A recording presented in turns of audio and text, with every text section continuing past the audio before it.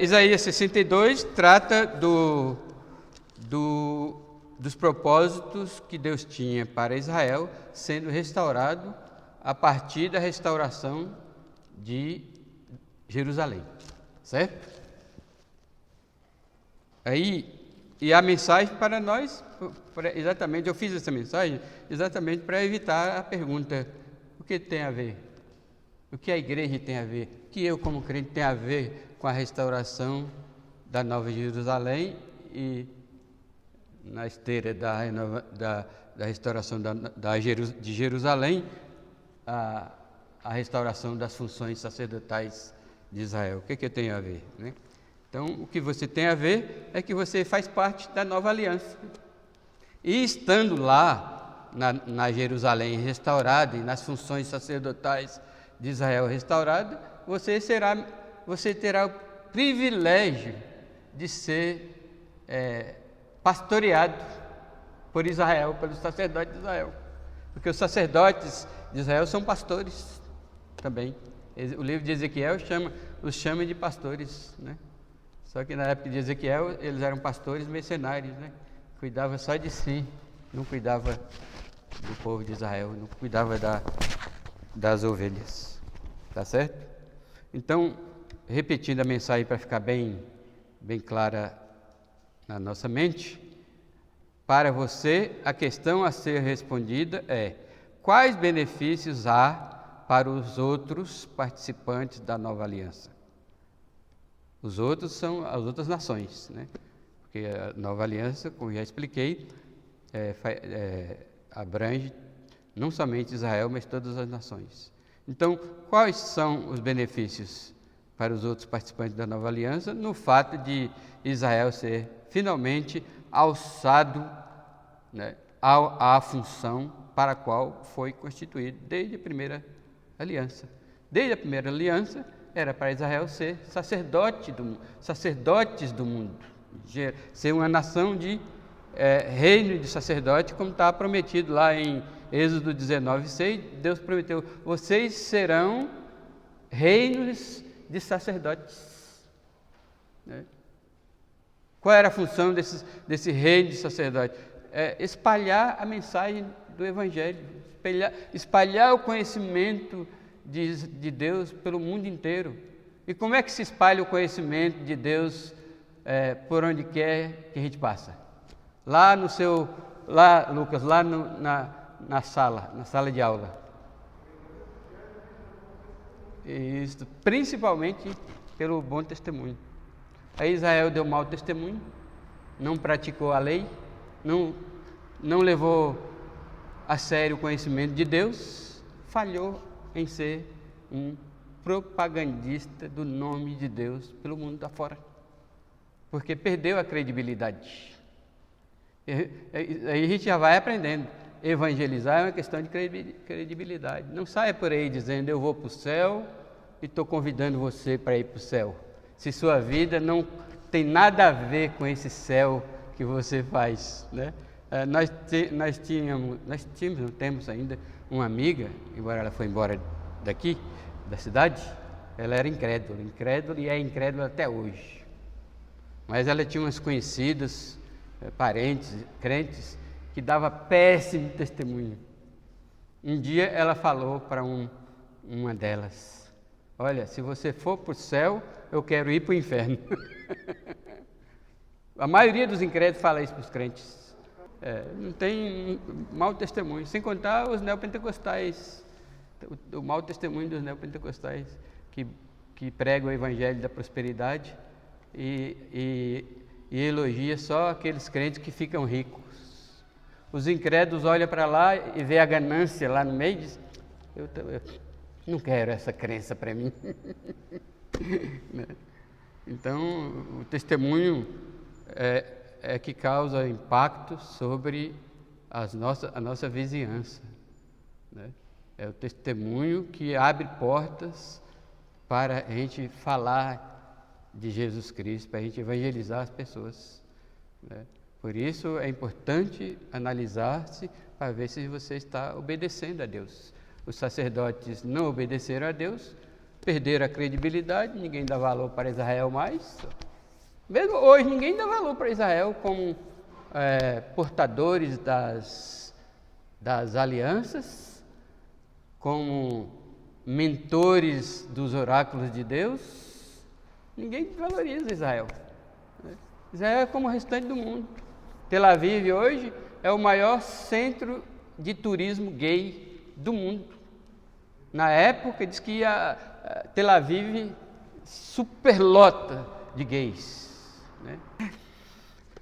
Então é isso aí. A glória de Israel chegou para todo mundo e impacta sobre todo mundo, afeta todo mundo, porque Israel, que era para ser uma testemunha de Deus, será restaurado novamente. Então, o primeiro ponto que nós vamos aprender aqui para comprovar essa tese de que a restauração de Israel lhe importa, que você tem tudo a ver com a restauração de Israel, nós não estamos alienados dessas promessas lindas aqui, né?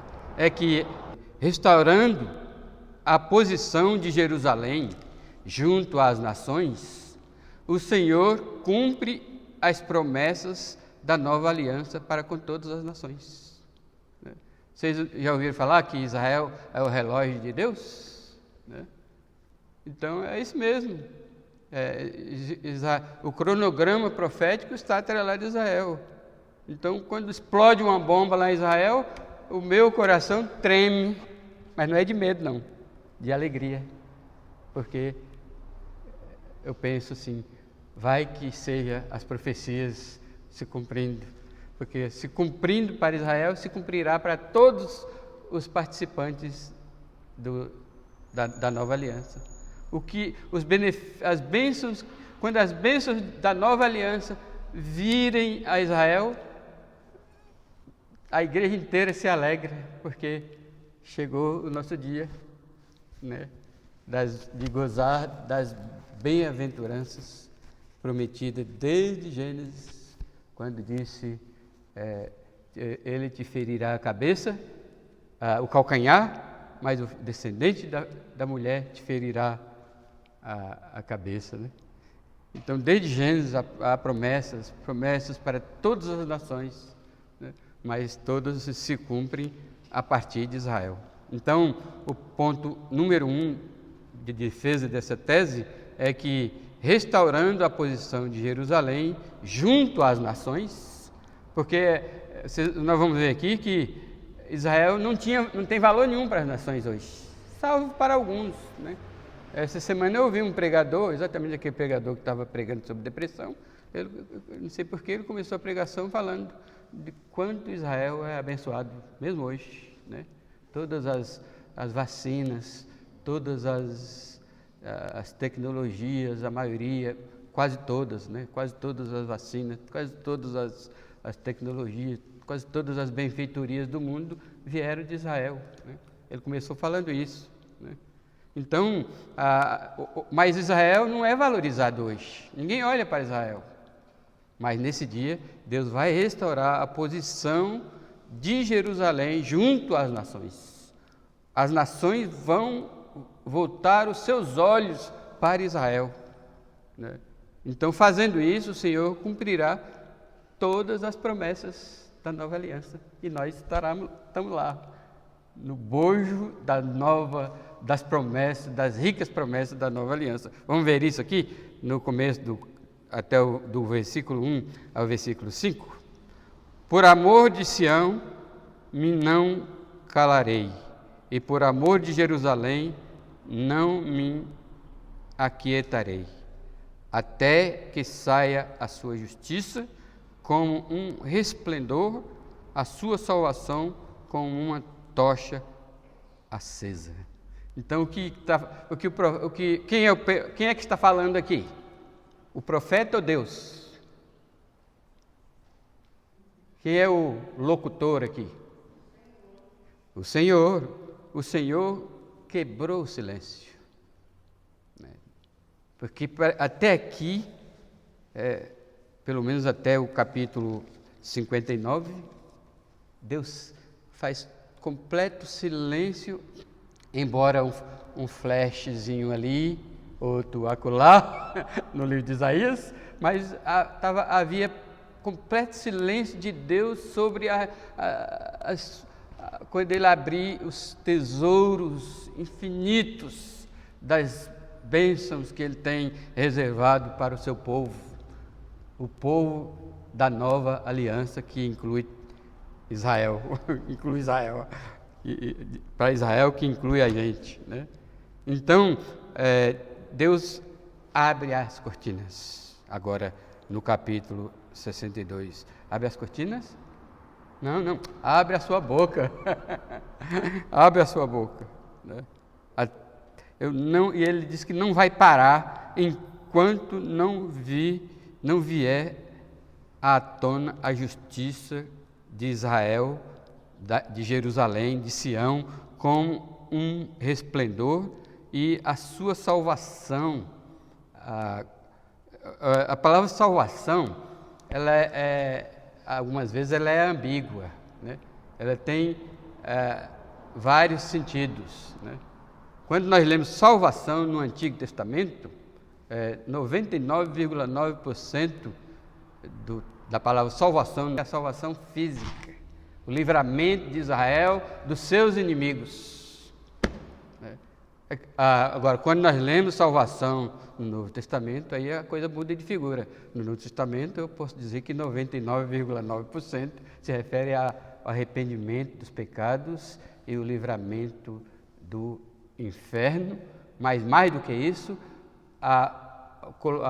o religamento do pecador que tinha afastado de Deus lá no Éden de Deus. Daí vem a palavra religião, do latim religare, né? Então, aí Deus diz aqui que não vai parar de falar. O que vocês acham que nos leva a isso aqui, ó? Por amor de Sião, me não calarei, e por amor de Jerusalém, não me aquietarei, até que saia a sua justiça como resplendor e a sua salvação como uma tocha acesa. O que vocês podem extrair aplicando para você hoje, para a igreja hoje? Irmãos, isso aqui é o ide.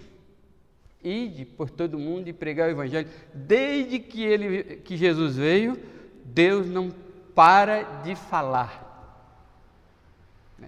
Deus abriu a sua boca naquele dia para o profeta Isaías escrever e não cessa de falar, e por isso ele enviou o Espírito Santo. Jesus disse: sereis minhas testemunhas, tanto em Jerusalém como em toda a Judéia e Samaria e até os confins da terra. Deus não vai calar, ele prometeu aqui, ó, não calarei, e essa profecia tem sido cumprida dia a dia. Se você falar de Cristo essa semana, né, pode ver que é Deus falando por você, que Jesus prometeu que o Espírito Santo falaria em nós e através de nós, né? O evangelismo vai durar até o dia que Jerusalém, a justiça de Israel, for estampada para o mundo. Que a salvação de Israel, essa é a salvação física mesmo, quando Israel estiver livre de todos os problemas que eles enfrentam até hoje, né? Faz um mês, né, que os palestinos soltaram bomba lá em Israel, né? Então, vai chegar esse dia em que não haverá mais bomba em Israel. Então, aí ele continua aqui dizendo, falando sobre a restauração de Jerusalém junto às nações. Deus, às vezes as pessoas pensam que Deus faz acepção de pessoas, né? Mas Deus não faz acepção de pessoas mesmo, né? Porque quando Ele prometeu a salvação a Israel, Ele também prometeu para as nações. Quando Israel desfrutar da paz, as nações também vão desfrutar da paz. Quando Israel estiver desfrutando de perfeita segurança, todas as nações participarão, como nós já vimos lá no capítulo 60, certo? Então o versículo 2 diz: as nações verão a tua justiça. Quer dizer, os holofotes das nações estarão sobre Israel. As nações verão a tua justiça e todos os reis a tua glória. Então, haverá reis, sim. Claro que as pessoas não acham que Jesus vai governar sozinho. Não, cada nação vai ter o seu rei. A única diferença é que vai ser um rei, como é que era o termo na época da ditadura? Era um rei nomeado, né? Como antigamente os governos dos estados eram nomeados, né? No tempo da ditadura, os governos eram nomeados, não era eleito, né? Nem por eleição direta nem indireta, né? Era nomeado. Aí, é claro que essa é a diferença. No reino milenar, Jesus vai ser um ditador. Um ditador. Essa palavra ditador não é pejorativa totalmente. O ditador é ruim por causa da natureza pecaminosa que pratica injustiça, né? Mas o ditador, como príncipe, rei, soberano, né? Sendo exercido pelo Rei dos Reis e Senhor dos Senhores, perfeita justiça e salutar, né? Amém? Então, os reis, haverá reis durante o milênio, né? Tanto é que as nações serão, conforme eu falei de Zacarias, serão convocadas a irem adorar o Rei dos Reis e Senhor dos Senhores. Talvez seja por isso que Apocalipse diz que Jesus é Rei dos Reis e Senhor dos Senhores e ostentará aquela faixa que, quando ele vem descendo, né, para a terra, junto com a igreja, Apocalipse 20, acho que é 20, né, diz que ele vê, que está escrito na sua coxa, né, ou na sua testa, no seu peito, não me lembro. Estou com preguiça de olhar, uma faixa escrito Rei dos Reis e Senhor dos Senhores, porque haverá reis, né? Se não houvesse reis, não precisava de um Rei dos Reis, certo? Então, aí as nações verão a tua justiça e todos os reis a tua glória, e serás chamado por um nome novo.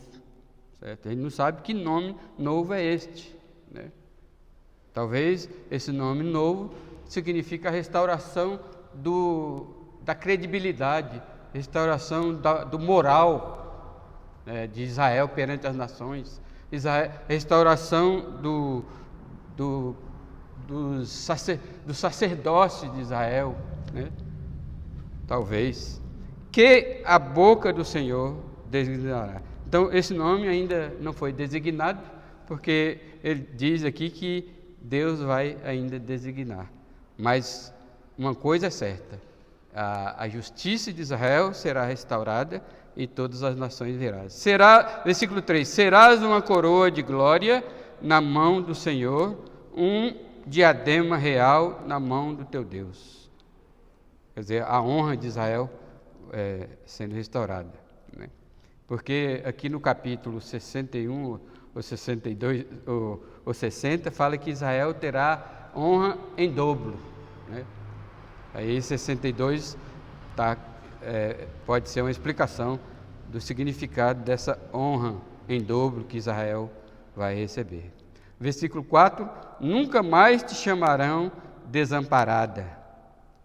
Essa aqui é uma referência ao exílio, porque Israel se sentiu desamparado, abandonado pelo próprio Deus. Eles achavam, assim como nós, né? Quando Deus demora de responder às nossas orações, eu já vi muitos crentes achando, principalmente quando o crente está longe de Deus, afastou da igreja, eles pensam assim que Deus o abandonou, né? Então, aqui a profecia é nesse dia que a justiça e a honra e a glória de Israel será restaurada. Nunca mais te chamarão desamparada, nem a tua terra se denominará jamais desolada, mas chamar-te-ão minha delícia, e a tua terra e a tua terra desposada, porque o Senhor se delicia em ti, e a tua terra se desposará. Certo? Então, porque Deus é conhecido no Velho Testamento, pelo menos de forma metafórica, como marido de Israel, né? Diferentemente de Cristo e a igreja. A igreja não é a esposa de Jesus, a igreja é a futura esposa de Jesus, é noiva de Jesus, né? Então, não será mais abatida, desprezada, porque o mundo, desde muito tempo, desde os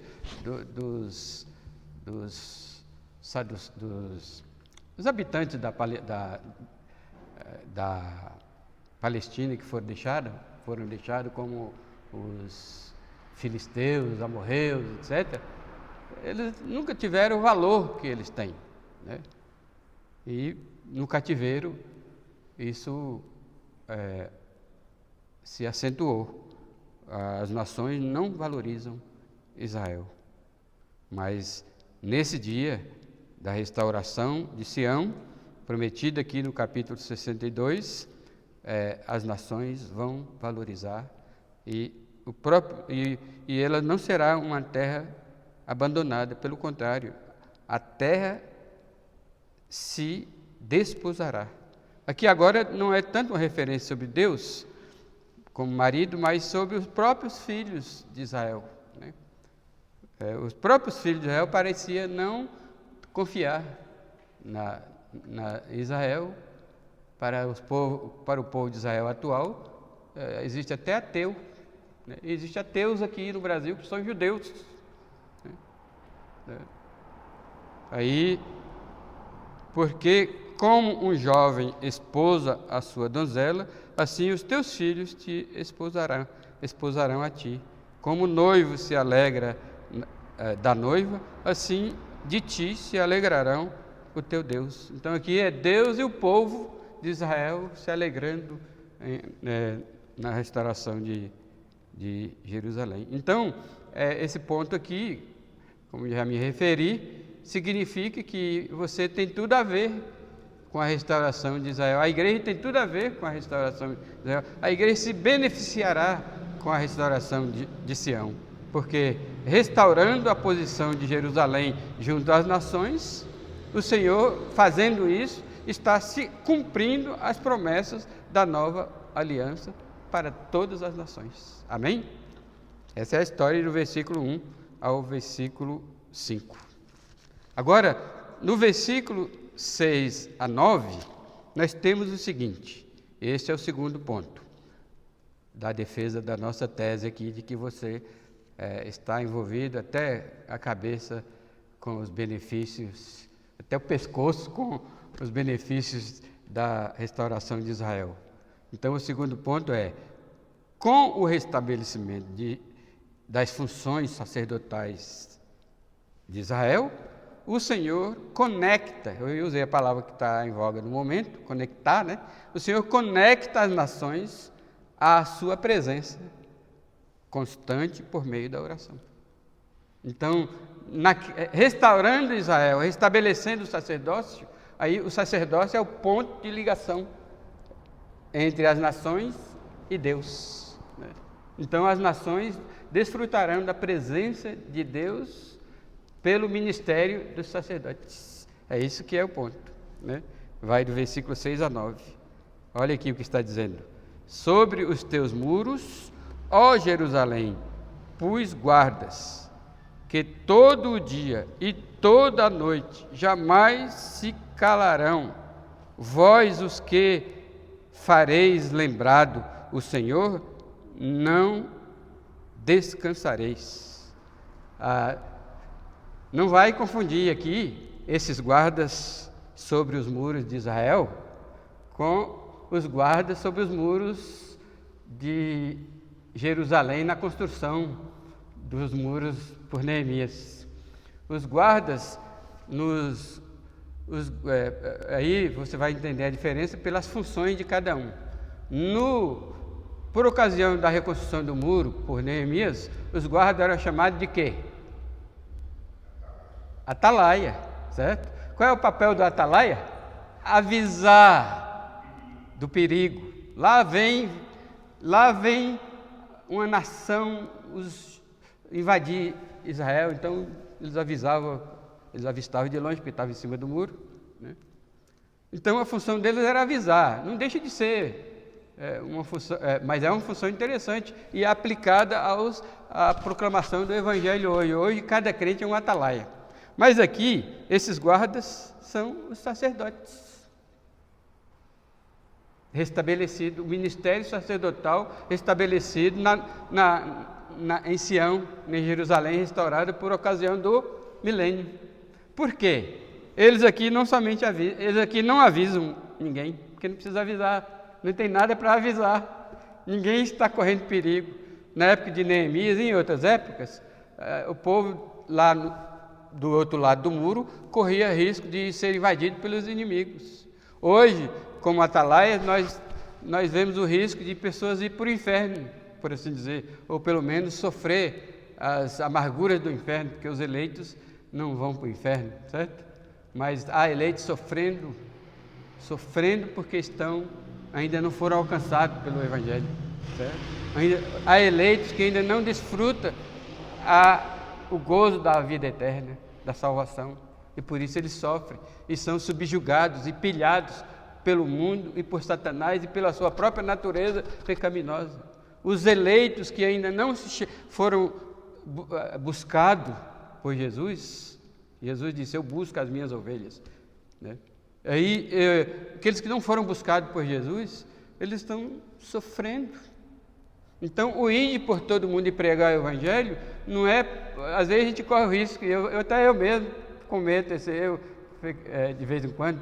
Nós não estamos indo pregar o Evangelho porque os eleitos correm risco de ir para o inferno. Nós estamos indo pregar o Evangelho porque nós não somos egoístas e também não somos rebeldes. Nós queremos que todos os eleitos sejam felizes como eu sou. Amém? Por isso eu prego o Evangelho. Mas nessa época não haverá perigo nenhum. Então qual é a função desses guardas de cima do muro? Está escrito aqui, no versículo 6 mesmo, né? Sobre os teus muros, ó Jerusalém, pus guardas, que são os sacerdotes. Se você não acreditar em minha interpretação, que tem todo direito, vai a fundo pesquisando se é ou não é os sacerdotes, diferentemente dos atalaias lá de Neemias. Sobre os teus muros, ó Jerusalém, pus guardas. Olha o que eles fazem: que todo o dia e toda a noite jamais calarão. Mas eles não calarão proclamando a mensagem, uma mensagem. Eles estão: vós os que fareis lembrado o Senhor, não descansareis. Então o que farão esses sacerdotes? Orações. Uma das principais funções do sacerdote é orar. Porque na oração você interliga a pessoa por quem você está orando a Deus. E o intercessor faz isso, ele interliga, ele é um elo, o intercessor é um elo de ligação entre a pessoa por quem ele está intercedendo e Deus. Deus usa ele. Veja que o ministério da oração é importante nas nossas vidas. Veja como nós devemos guardar muito tempo para a oração. E veja como Deus responde às orações. Deus responde às suas orações, Deus responde às orações, às suas intercessões, Deus responde às orações suas por você mesmo, né? Deus responde às orações pelas pessoas que você está orando. Essa semana eu tive um monte de experiênciazinha interessante, experiênciazinha do ponto de vista meu, né? Eu tive uns probleminhas pequenos, 2 horas depois Deus respondeu, meia hora depois Deus respondeu. Falei, meu Deus, né? Eu tive uma oração essa semana, ou foi a outra semana, que Deus respondeu em questão de minutos. Eu orei a Deus e Deus respondeu, né? Vocês muitas vezes não valorizam isso. Eu vou contar só uma aqui. Eu perdi uma receita da Sônia, eu fiquei desesperado. Como é que eu vou comprar esse negócio aqui, esse remédio para a Sônia? E procurava em todo lugar, não achava. Todo lugar não achava, eu virei tudo. Eu falei, Deus, mostra onde está essa receita, por favor. Tem misericórdia de mim, estou sofrendo. Aí passou um dia, demorou mais. No outro dia eu fui erguer um papel lá, o único papel que eu não tinha erguido, estava lá a receita.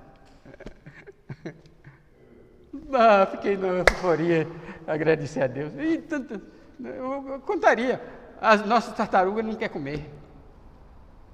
Eu orei a Deus. Deus, nós vamos morrer sem comer. Falei para a Lore, olha no Google o que é. Eu falei, não sei olhar no Google. Aí a Lore mesmo chegou ontem lá, olhou no Google. Pode ser isso. Está resolvendo o problema das tartarugas. Eu agradeci a Deus quando a Lore achou lá no Google. É assim, pequenas orações, para você é pequena, mas para Deus é grande. E isso aumentou mais a minha confiança na intercessão. E porque as pessoas que não recebem resposta de oração, não se sentem animadas em continuar orando, sabia? O segredo da oração é você ter resposta. Se você ora e nunca tem resposta, daí você, como diz aqui em Minas, desaconsoa. Vou ler aqui um pouco mais, mas vocês entenderam o cerne, né? Você entendeu o cerne, que esses guardas são sacerdotes que está orando para Deus lembrar da sua promessa com respeito a Jerusalém, né? E esses profetas não vão orar na época de esses sacerdotes, não é para a época, é dentro da Nova Jerusalém, ainda lembrando a Deus, certo? Agora, você fala, mas Deus precisa ser lembrado? Olha, Deus é soberano, Ele pode, isso é um privilégio, a oração, Deus pode resolver os nossos problemas sem oração? Pode, mas a oração tem como propósito a comunhão com Deus, né? Se não fosse a oração, não teríamos comunhão com Deus. Aí, porque a teoria dos neopentecostais e pentecostais é que a oração muda os planos de Deus. Não muda. Nenhuma oração.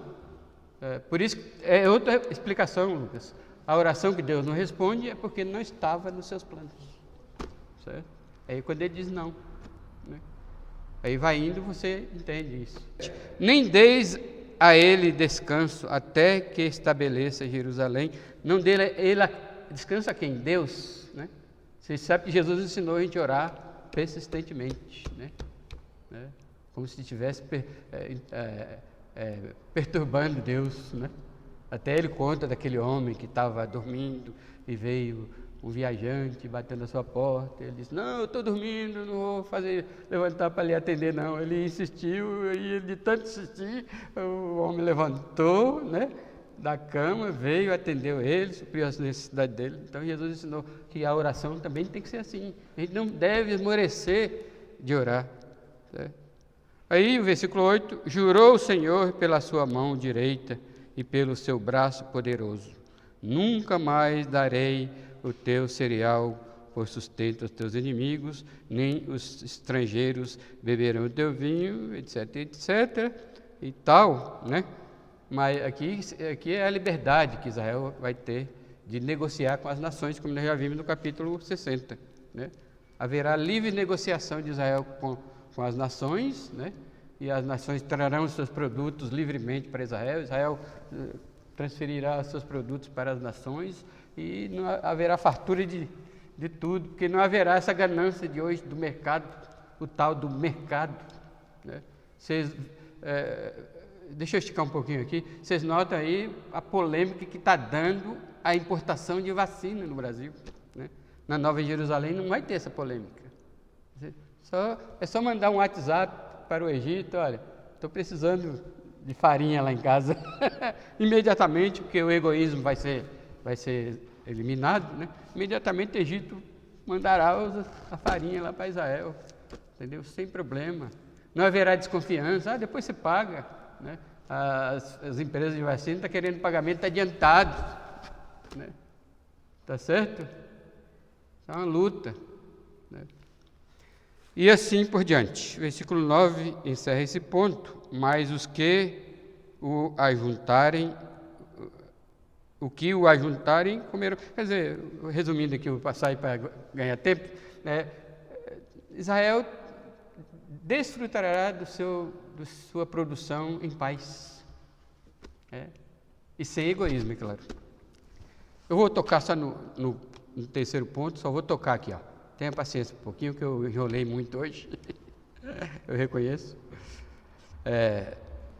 Então, para fechar a comprovação daquela tese de que a igreja tem tudo a ver com os benefícios da restauração de Jerusalém, da restauração das funções sacerdotais de Jerusalém, o terceiro e último ponto aqui é que Deus ordena a volta de seu povo no exílio da Babilônia e finalmente as nações reconhecerão o seu valor. Tá certo? Aqui fecha com as nações reconhecendo o valor de Israel, porque Deus retornou. Agora, deixe-me lembrar que eu não deu tempo de falar e fazer a aplicação, mas isso aqui também tem a ver com o exílio, viu? Um pouquinho, um percentual, não sei de quanto, mas talvez 5% do exílio tem. Quando Israel voltou do exílio, as nações começaram a olhar para Israel também um pouco, mas depois eles voltaram a transgredir, né? Então, não peque se quiser ser um instrumento nas mãos de Deus. E o versículo 10 até o final, o versículo 12 diz: passai pelas portas, preparai o caminho ao povo. Que portas é essa? Porta de saída da Babilônia. Aqui está uma grande aplicação para o exílio, né? Esse capítulo encerra fazendo uma grande aplicação para o exílio, porque Deus está ordenando o povo sair do exílio da Babilônia. Aí ele está mandando abrir as portas e preparar o caminho para o povo, né? E mais, aterrai a estrada, limpai-a das pedras, arvorai bandeira aos povos.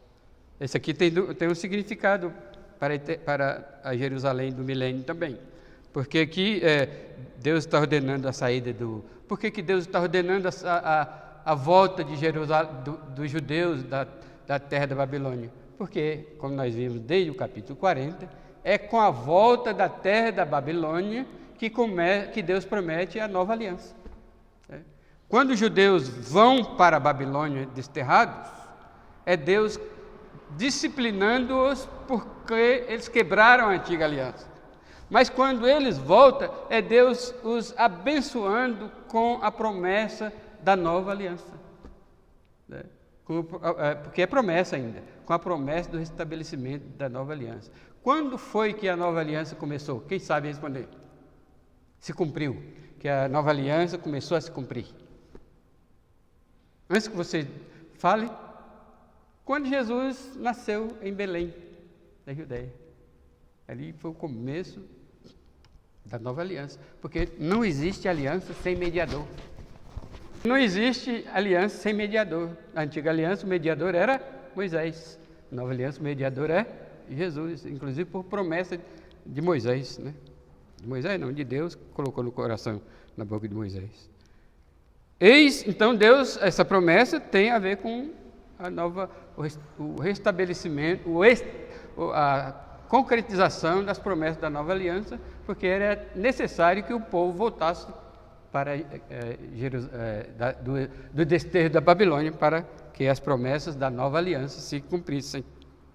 Eis que o Senhor fez ouvir até as extremidades da terra estas palavras. Quais palavras? Dizei à filha de Sião: eis que vem o teu Salvador, vem com ele a sua recompensa, e diante dele o seu galardão. Isso se refere também ao retorno, estabelecimento de Israel de volta na sua terra, mas também com as promessas futuras da nova aliança, né? e finalmente chamar-vos-ão povo santo.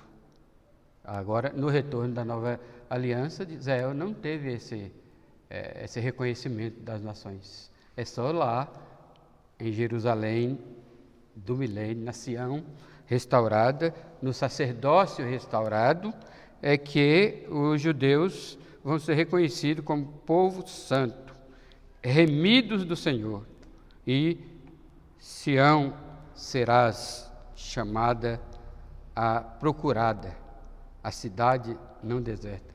Procurada porque lá estão as bênçãos, né?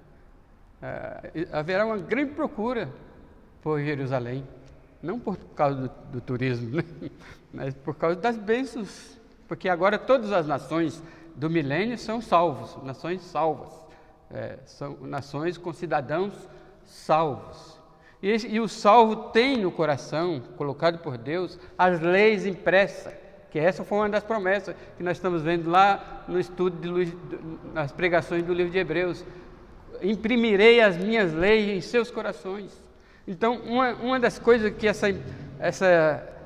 esses dados impressos no coração dos participantes da nova aliança terá é um grande amor por Deus, e amando a Deus amará a Sião, que é a cidade do seu Deus. Amém? Então, concluindo aqui, a nova aliança beneficia a todos os participantes, todos os inscritos, para fazerem parte das bênçãos eternas prometidas desde o chamamento de Abraão. Todas essas bênçãos estão atreladas aos propósitos sacerdotais que Deus sempre teve para com o seu povo, Israel. Deus tinha vontade de que Israel fosse reino de sacerdotes, para servir de testemunhas a todas as nações e trazê-las para Deus. Todas as profecias estão atreladas a Israel. Todas se cumpriram, estão se cumprindo e se cumprirão a partir de Israel. Todas as nações serão abençoadas por meio de Israel. É como o Senhor Jesus disse, porque a salvação vem dos judeus. João 4:22. Amém? Deus nos abençoe.